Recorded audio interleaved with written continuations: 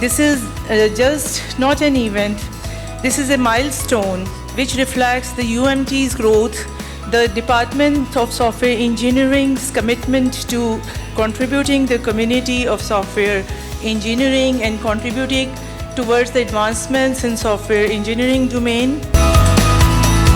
Today's conference is a celebration of a discipline that quietly underpins nearly every modern breakthrough, whether it is AI, cloud, quantum, robotics, automation, or the applications that mysteriously crash only during demos.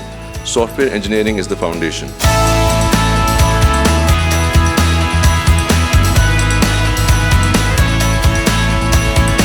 SST is one of our largest schools.